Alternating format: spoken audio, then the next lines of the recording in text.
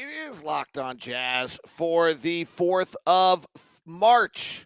You wanted a signature win. In retrospect, we got one right out of the break. The Dallas Maverick win looks better by the day. We'll review it.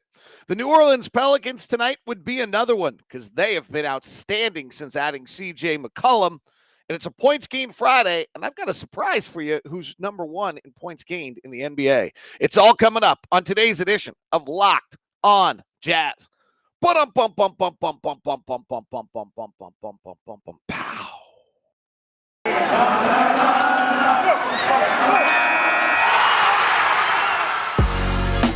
You are Locked On Jazz, your daily podcast on the Utah Jazz. Part of the Locked On Podcast Network, your team every day. How are you? I'm David Locke, radio voice of the Utah Jazz, Jazz NBA insider. This is Locked On Jazz, your daily podcast on the Utah Jazz, giving you insight, expertise, geeky numbers, and hopefully making it way better to be a Jazz fan each and every day. We are free and available on all platforms, including YouTube, where you can subscribe right here and hit the little bell button. Thank you very much. And get notified as well as on all your podcast providers. And we are so thankful that you have made Locked On Jazz your first listen today. First listen each and every day because we are free and available for you on all platforms. Thanks very much for tuning in. Friday edition of the show. Wanted to do a few quick one quick news note before we kind of dig into the kind of retrospectively how big a win that was against Dallas. Congratulations to Coach Quinn Snyder for winning Coach of the Month. The Jazz did a pretty outstanding job in the month, and they win the prize pack. They win that, so that's pretty cool. I also wanted to the Jazz have a big event coming up for Live Loud, Love Loud program. Which was created by the lead singer of the Imagine Dragons. Great concert at put on by the Love Loud crew a few years ago. I think, obviously pre-COVID at Rice Eccles, and now March 9th against the Portland Trail Blazers is a celebration of diversity, equality, inclusion, and the LGBT Q plus community, hosting the Love Loud night March 9th at Vivint. So pretty cool step there. Love these moments when we do this to embrace our community, and just wanted to give a shout out to the Jazz for doing it on the first hand, and then also just make sure everyone's aware of it. Should be a great night. If you buy the ticket and your t-shirt doesn't fit, let me know, because I'm about to buy a ticket just so I can have that shirt. It's pretty solid. All right. Glad to have everybody involved. So, I don't know how geeked up we were after the win over the Dallas Mavericks, but in retrospect, watching Luka Doncic just completely dominate the world for the last week, and considering, we've been wondering, do we have a signature win? Other than the Phoenix Suns, who we also beat, and I think you can discredit that one if you want to because of the fact that they don't have Chris Paul, right? Fairly. I mean, I think it's, fair, just like if someone does that. But if you look at what Dallas has done recently, there's, I don't know how far you want to go back, but if you go back to January 14th, which starts with a win over Memphis, which is pretty legit, to their win last night in a win over the Golden State Warriors, this is a team that was 22-19 and is now 38-25.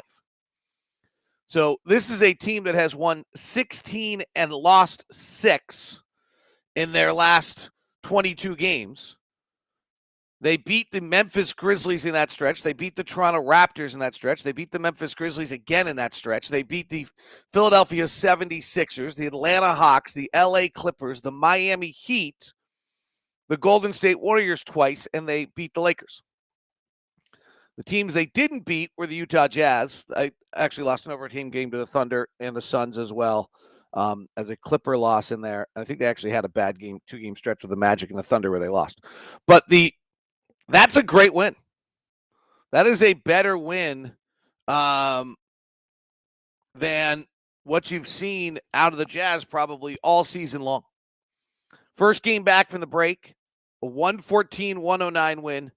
The other aspect of it is, not always doing everything we need to do defensively right now. But when you look at a team that comes to you one direction, which is the Pelicans will not tonight. This is what makes the Pelicans unique.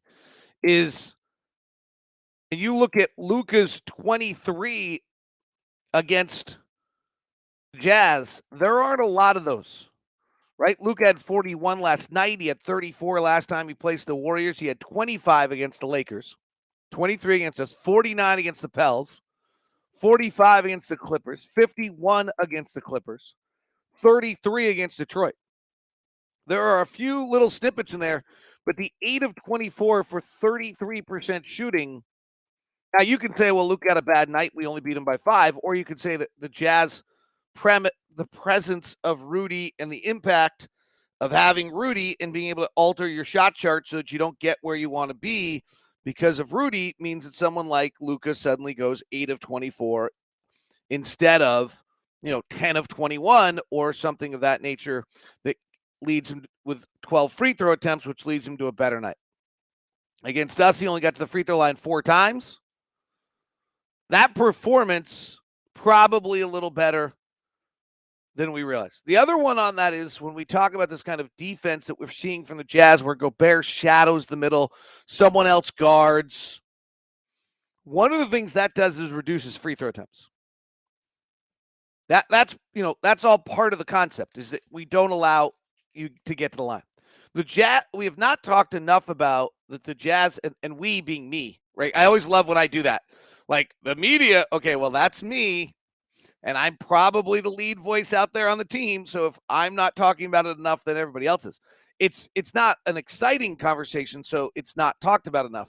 But there's a stat that's called free throw rate, which is how many free throws did the team make per 100 field goal attempts? And then obviously the others, how much did you allow per 100? The Jazz are top. Well, for a little while, we were top 1 in both. It kind of bounces around a tiny bit between 1, 2, and 3. So right now, the Jazz are the number 2 team in free throw rate in offense behind the Philadelphia 76ers. And we're the number 1 team defensively now in free throw rate. Cleveland and Oklahoma City are the next 2 closest. So we have the best free throw differential of any team in the NBA. And that's a lot of this part of this defense we're playing where Rudy doesn't always guard, but he's shadowing, he's hanging, and it gives up that corner 3 a little bit more. The biggest difference between the Jazz defense, this year and last year is the amount of threes we're allowing. If you look at our defensive shot frequency, it's considerably different. We went from, I believe, being 1 or 2 in the league at denying threes to now we're 11th in the league. So that's a big difference. The area where the biggest difference has happened is the corner 3.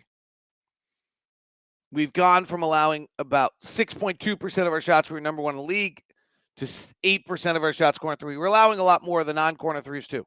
Overall, we've gone from 2nd in the league at 32% of our shots allowed being threes to 35.7. While simultaneously, we have gotten a little bit better denying the rim. We're still 4th best in the league. But that's the one area where our shot distribution has changed. We had, we were the number 1 effective field goal percentage defensive team. We're now allowing a few more threes than we used to. And and that impact. But the win against Dallas, where suddenly we're able to take Luke off the free throw line, we're able to take Luke have a bad shooting night. That's a bigger win than I think people realized at the time. Dallas is really good. Warriors lose again. Quick standings check before we look at the Pelicans tonight. And this relates to what level the Pelicans are going to come at us.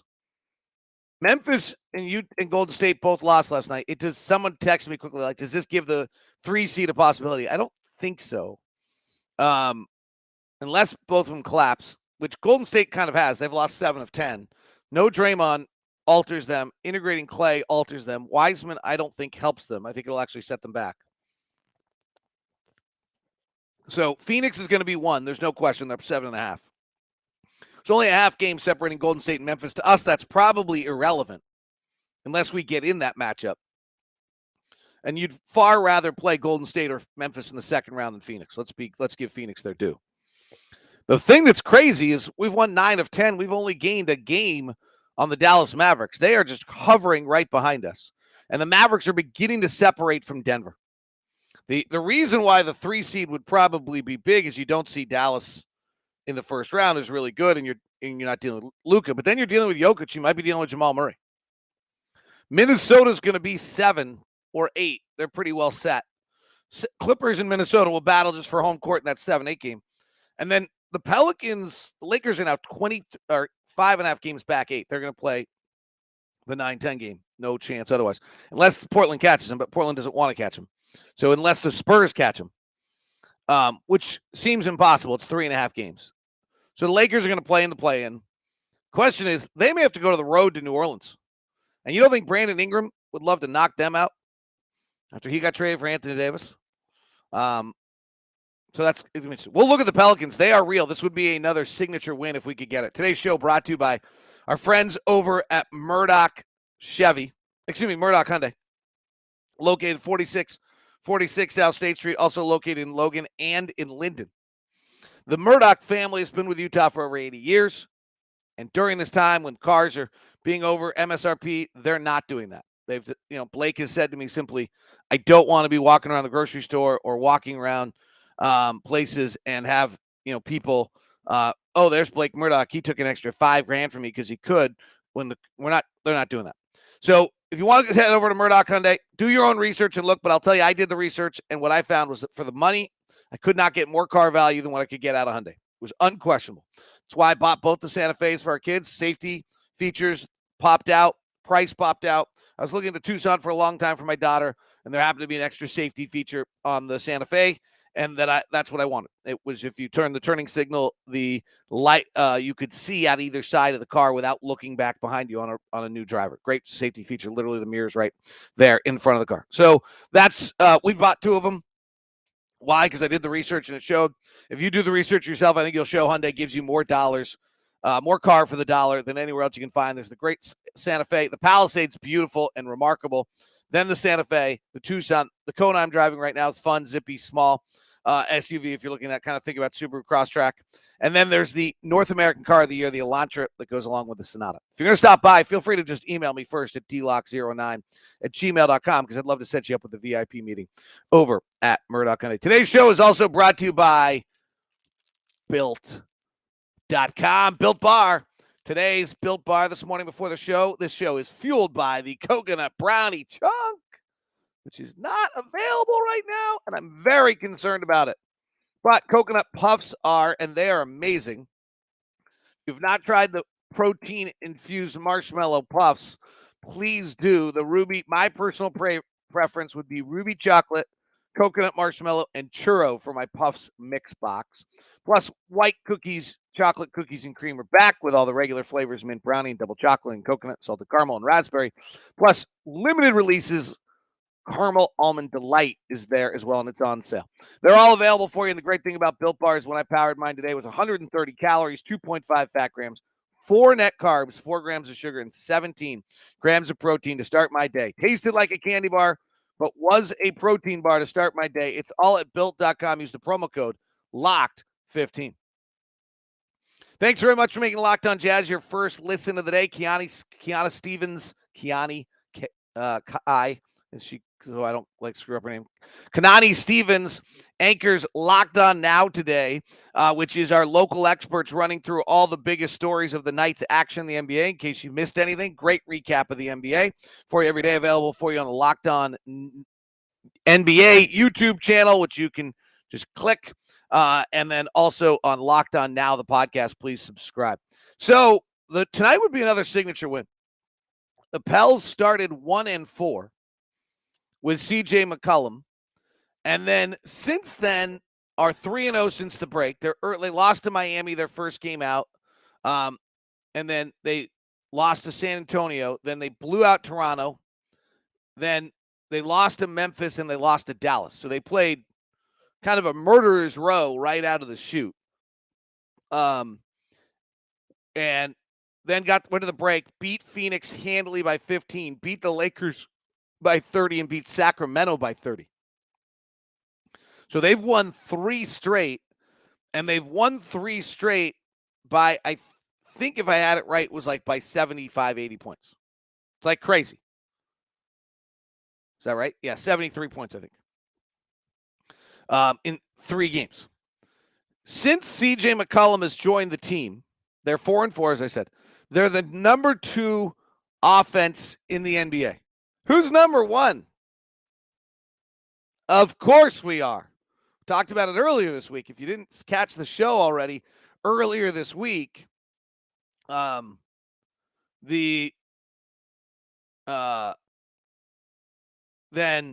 you should have about, sorry, I was just reading one of the chat rooms. We are the dominantly number 1 offense in all the NBA, and that is true as well since February 10th. Since February 10th, random date, but important to them. We're 5-1, they're 4-4. We have a 121.6 offensive rating, and they have a 118.3 offensive rating. But their differential, their defense is 9th best at that time period, and their differential is number 3 in the NBA. So they're really, since they've added CJ McCollum and come out of the break, they're rolling. CJ's rolling.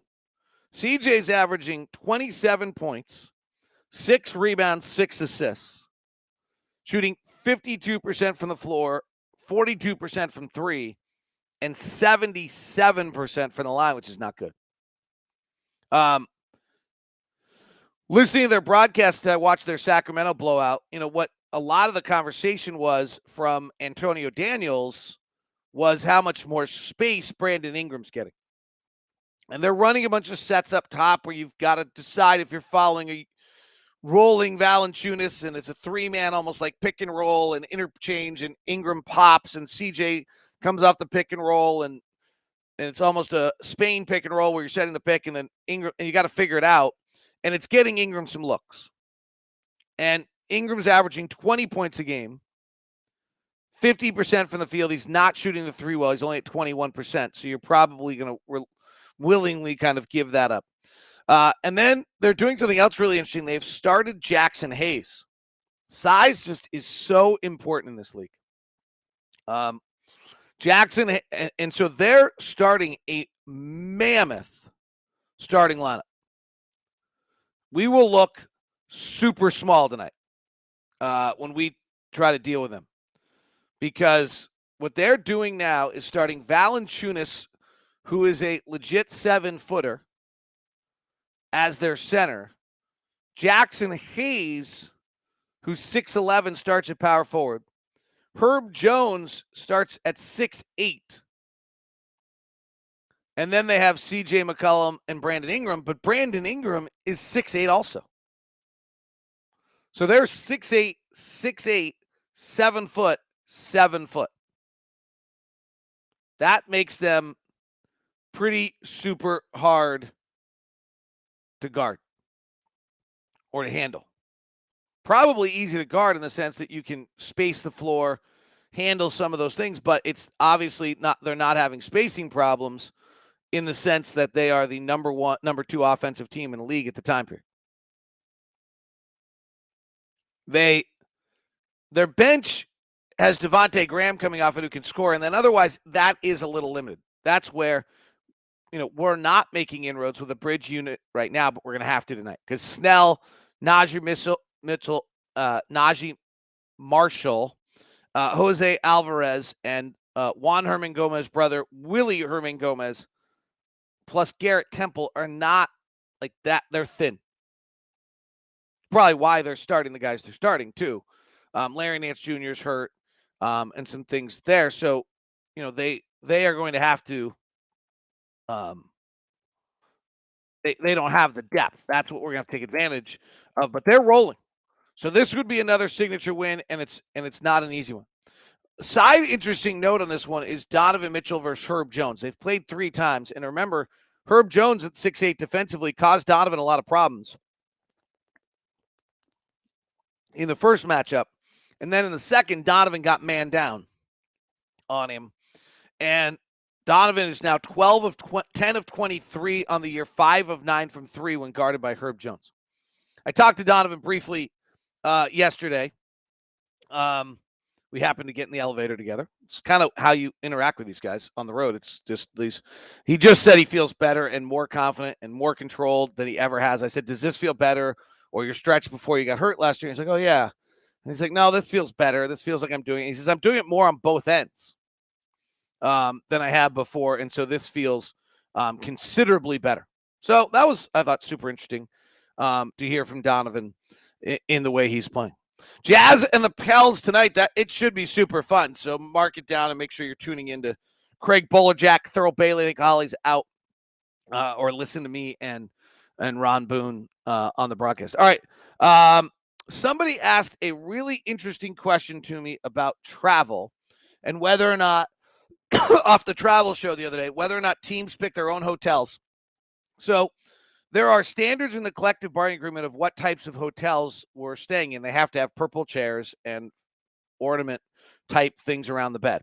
No, I'm not on my honeymoon. Somebody asked earlier. And that is, so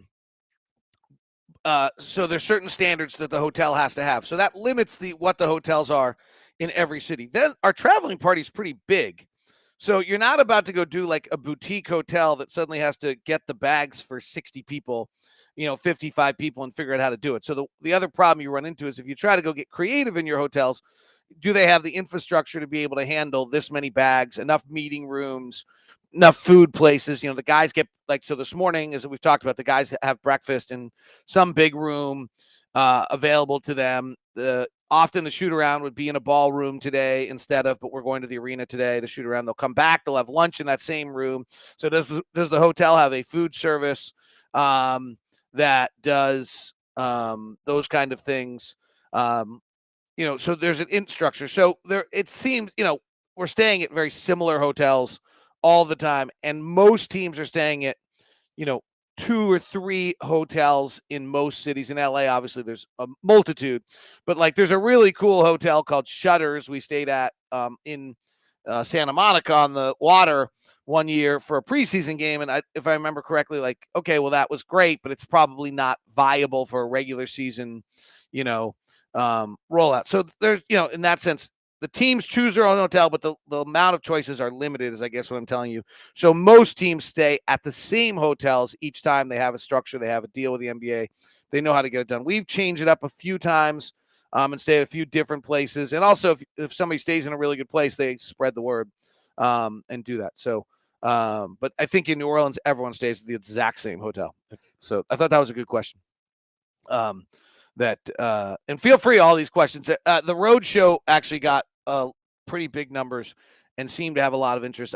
I'm worried about some of our other shows because maybe one of the smartest basketball minds I know was talking to me the day after listening to one of our shows and said to me, I was like, well, what do you think? He said, well, if I wasn't a total geek, I wouldn't like it at all. And I was like, well, hopefully our listeners are geeks. But it was scary to me that this one of the smarter basketball people I know said that to me on the show. So maybe, I guess you guys hang out with really super smart basketball people. Today's show is brought to you by Bet Online. Football might be over. Basketball full steam. Pro college. The fun of college basketball moving forward. The latest odds, player performances, props to where you never who's next fired coach. BetOnline.net has it all for you. Check it out at betonline.net. I wonder what our line is for tonight's game. Not just basketball, by the way. They also have hockey, boxing, UFC, all there for you. Go to the website or your mobile device. Learn more about the trends. BetOnline, where the game starts. What's my NBA lines tonight? The Utah Jazz and the New Orleans Pelicans. The Jazz are a 3.5-point favorite, and the over-under is 227.5. Huh. Minnesota's an 8-point favorite, as I would suspect, over Milwaukee, Chicago. Milwaukee's favorite over Chicago. The Raptors, who are all over the map, are favored tonight. Anyone else interesting? All right. We get to go to Dallas again before the trip is over, but we first have to start in Oklahoma City. Points gained Friday for you. Thank you very much for making Locked On Jazz your first listen. Locked On NBA will give you the rundown of all the games that took place with the analysis of our leading experts Friday show, always one of our best. So feel free to grab that. Also, Locked On Now, the podcast available on the Locked On NBA feed.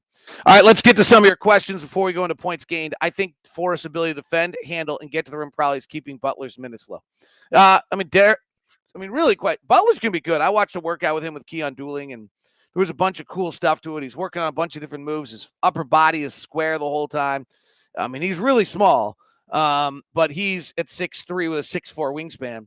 But he's really a good shooter, and he's going to figure this out. He's going to be an impact player at some point. Forrest, 4 years college, 135 college games, full year pro, bigger, stronger, has figured out what he does and how he fits in the NBA. That's the thing. Butler's going to have to figure out where he fits in the NBA. He's used to being the Final Four MVP, and he's not going to be the equivalent of a Final Four MVP type player in college basketball. So he's just got to figure out what that is. But I think, that's the question. The organization so famous for developing players, why aren't they working on Butler? And Trent Forrest just better than Butler? Right now, Trent Forrest is just better than Butler. He does more things. He defends better. He runs the team. They're comfortable with him. But it's not like they're not developing Butler. He does have a sprained ankle right now. But, Keon Dooling, I saw him work. They're working with him. They're putting a lot of efforts into development of he and Nickeil Alexander-Walker in the behind the scenes. But they're not just, we're not at a stage where we give away minutes. So I think that, I think that's the thing. Do you think the Jazz are holding cards close to the chest with the type of defense they plan to use in the playoffs? Not really. There's aren't that many different defenses that you can use. And I think that, there's only so many things you can do to try to, we're trying, our whole goal defensively, and everyone knows, is keep Rudy close to the rim, and everyone's goal is to try to keep Rudy away from the rim and not involve Rudy into plays. And so I think that's, I think that's not hidden. We just have to learn how to deal with it. And there's only so many things they can do to keep Rudy away from the rim. Spencer says, what do you think is the most important part of our offense, the reason why we're number one? It's a great question. I think the whole thing works fairly beautifully. Some of the shot distribution stuff, we're the third best team in the league at the rim and the sixth best team in the league from threes. Like, those are your high percentage shots. We're shooting 70% at the rim. We're shooting 37% from three. And I think our floor spacing with our four shooters is probably about as good as it gets in the league, and that allows Rudy to roll. But that leads us to points gained. And the number one points gained player in the NBA right now is one Rudy Gobert. Points gained is the amount of points above league average you score on a given night with the scoring opportunities you use. So even though Rudy Gobert only uses 11 scoring opportunities a night, he comes out at plus 3.7, which is the number one most impactful positive player in the NBA with their scoring opportunities. And it's only 11. And here's the thing about points gained. There are 5 players in the NBA this year that are over 3. There's usually about 10 players. This year it's about 15 players that are over 2.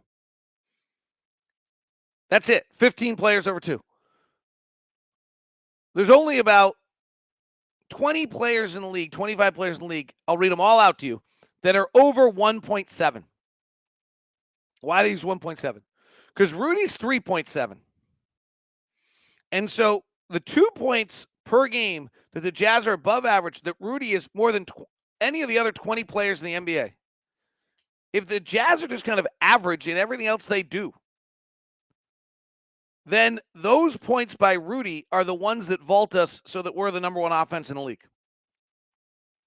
If you avoid the negative possessions once you have a guy like this, you're able to it's very hard for opponents to catch. Frankly, it's why Denver is so hard for us, because Jokic catches Gobert right out of the chute. He uses many more possessions to do it, but then we get into the other battles. Rudy Gobert is number one in the league at 3.7. Nikola Jokic is 3.5. Giannis Antetokounmpo is 3.2. So in the MVP battle pretty interesting. Jarrett Allen, another center dunking, and these players have become more important this year. And which does, I think, in some sense, like what Rudy's doing is, it's harder to do what Durant's doing or Giannis or Jokic, but you really have to have a center that's doing this, and Rudy's doing it better than anyone else. So Rudy's 3.7. Jokic, again, Rudy's the first player in NBA history to score 15 points a game and shoot 70%. No one's ever done it. Nikola Jokic is 3.6. Giannis is 3.2. Jarrett Allen, 3.1. Durant, 3.1. So those are the 5 players over 3.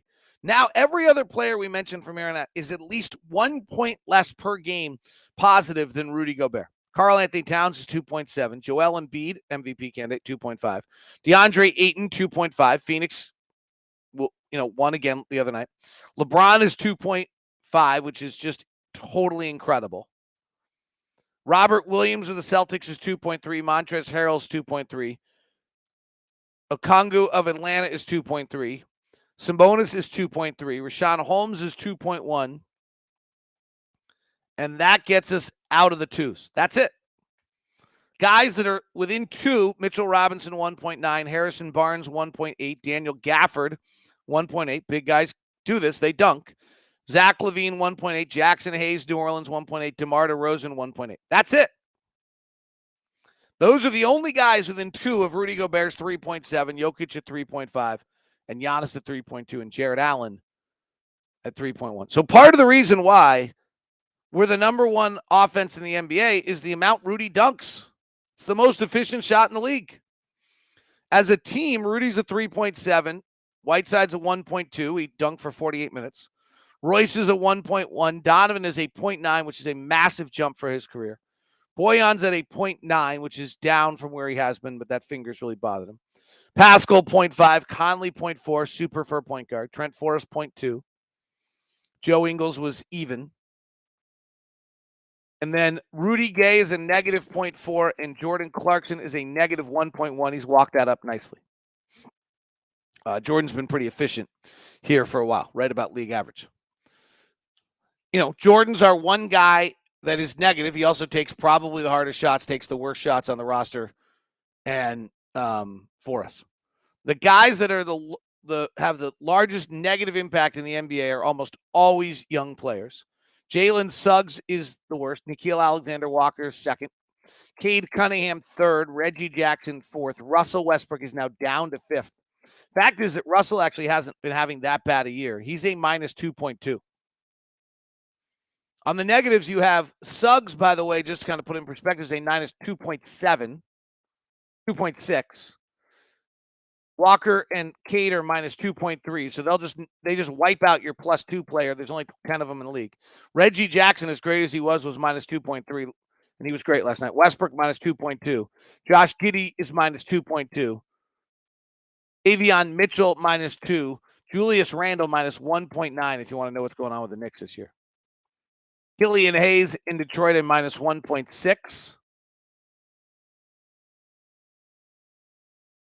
DeJounte Murray, a minus 1.5. RJ Barrett, a minus 1.5. You cannot have a team with your 2 best offensive players being negative and win, and they are not winning. Cole Anthony, minus 1.5. Cameron Payne, minus 1.4. Precious Achiuwa, Lonnie Walker, Darius Baisley, all in the 1.3. Kevin Porter area.